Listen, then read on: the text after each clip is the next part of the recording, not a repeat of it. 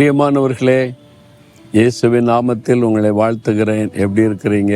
நல்லா இருக்கீங்களா? சுகமாக இருக்கிறீங்களா? இயேசு கிறிஸ்து உங்கள் மேலே ரொம்ப அன்பும் அக்கறையும் உள்ள தேவன். அதனால தான் தினந்தோறும் உங்களோடு கூட பேசுகிறார். இன்றைக்கு கூட ஒரு வேத வசனத்திலிருந்து உங்களோடு பேச விரும்புகிறார். 108 சங்கீதம் 12 வசனத்தில், இக்கட்டில் எங்களுக்கு உதவி செய்யும் மனுஷருடைய உதவி விருதா. நல்ல ஒரு ஜெபம். ஆண்டவரே, இக்கட்டு நேரத்தில் எங்களுக்கு உதவி செய்யும் மனுஷருடைய உதவி விருதா. மனுஷர்கள் நமக்கு உதவி செய்ய முடியாத சில சூழ்நிலை வரும், பார்த்துருக்கீங்களா? அவங்களால ஒன்றுமே செய்ய முடியாதுங்கிற சூழ்நிலை. அந்த மாதிரி சமயத்திலலாம் ஆண்டவர் தான் உதவி செய்ய முடியும். சில சமயம் மனிதர்களை அனுப்பி உதவி செய்வார். சில சமயம் இயற்கைக்கு மேற்பட்ட விதத்தில் அவருடைய உதவி நமக்கு வரும். சில சமயம் தூதர்களை அனுப்பி உதவி செய்வார். சில சமயத்தில் இது எப்படி நடந்ததுன்னு நமக்கு தெரியாது, அப்படி உதவி செய்வார். தமிழ்நாட்டிலிருந்து ஒரு ஊழியக்காரர் வட மாநிலத்துக்கு ஊழியத்துக்கு போனார்.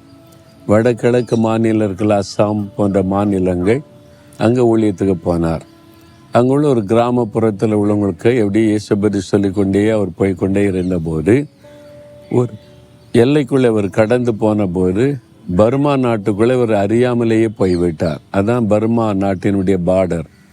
அங்குள்ள இராணுவத்தினர் அவரை பிடித்து விட்டார்கள். இவருக்கு அவங்க மொழி தெரியாது, அவங்களுக்கு இவர் மொழி தெரியாது. இவர் என்ன நினச்சாங்க, ஸ்பை, இவர் தேசத்தை உளவு பார்க்க வந்திருக்கிறான்னு கொண்டு போய் ஜெயிலில் அடைச்சிட்டாங்க. இவர் எவ்வளவோ சொல்லி பார்த்தாங்க, ஊழியக்காரன் இயேசுபதி சொல்ல வந்தேன்னு. அதெல்லாம் அவங்களுக்கு புரியவும் இல்லை, நம்புகிற மாதிரியும் இல்லை. ஜெயிலில் வச்சுட்டாங்களா? இவருக்கு வீட்டு கூட செய்தி சொல்றதுக்கு வழி இல்லை, ஒரு வழியும் இல்லை. ஒரு புது தேசம், புதிய மொழி உள்ள கொண்டு அடைச்சிட்டாங்க. எப்படி கம்யூனிகேட் பண்ணுறது, யாரை தொடர்புகள், ஒன்றுமே தெரியாது.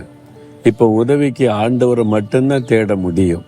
அதனால் முழங்கால நின்று மணிக்கணக்கு ஆண்டவரிடத்துல ஜெபிக்க ஆரம்பித்தார். அது ஒன்று தான். அப்பப்போ இவர் கூப்பிட்டு விசாரிப்பாங்க. அவருங்க மொழி தெரியாது, இவர் சொல்கிறத அவங்க ஏற்றுக்கொள்ள மாட்டாங்க. ஜெயிலில் இருந்தார் சில நாட்கள். ரொம்ப சின்சியராக வீட்டுக்கு எப்படி தெரியப்படுத்துறது, மற்றவங்களுக்கு எப்படி சொல்வதெல்லாம் கலங்கி கொண்டிருந்தார். ஒரு நாள் ஆண்டவர்கிட்ட ரொம்ப பாரத்தோட, ஆண்டவரே, இந்த இக்கட்டில் நீங்கள் தான் எனக்கு உதவி செய்ய முடியும், யாருமே எனக்கு உதவி செய்யறதுக்கில்லை, தெரிஞ்சவங்களும் இல்லை அப்படின்னு சொல்லி கருத்தா ஜெபித்து கொண்டிருந்தார்.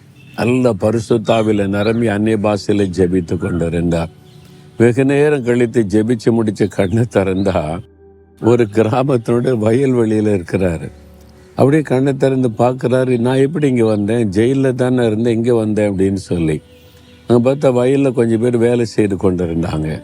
இவருக்கு பயம், நம்ம இன்னும் பர்மாக்குள்ளே தான் இருக்கிறோமா, அல்லது நம்ம இந்த மியான்மர் தேசம் பர்மா என்பது எங்கே இருக்கிறோன்னு தெரியாமல் மெதுவாக பயந்துக்கிட்டே போய் விசாரிச்சாரா, இது எந்த இடம் அப்படின்னு சொல்லி. இது இந்தியா தான் அப்படின்னு சொல்லியிருக்காங்க. அப்போதான் அவருக்கு தெரிந்தது, அந்த மியான்மர் தேசத்தை ஜெயிலில் இருந்து ஆண்டவர் இந்தியாவுக்குள்ளே கொண்டு வந்து விட்டார் என்று. பார்த்தீங்களா, இது மாதிரி நடக்குமா?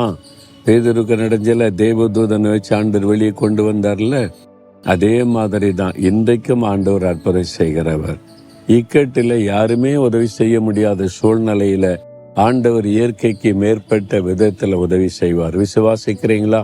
இன்றைக்கு அப்படி உங்களுக்கு ஒரு அற்புதம் தேவையாக இருக்குதில்ல? ஆண்டவரே, எனக்கு உதவி செய்யணும் ஒரு ஜெபம் பண்ணுறீங்களா? தகப்பனை, இக்கட்டு நேரத்தில் மனுஷருடைய உதவி எங்களுக்கு விருதா. நீர் தான் எங்களுக்கு உதவி செய்யணும். இந்த மகனுக்கு, இந்த மகளுக்கு உதவி செய்யுங்க.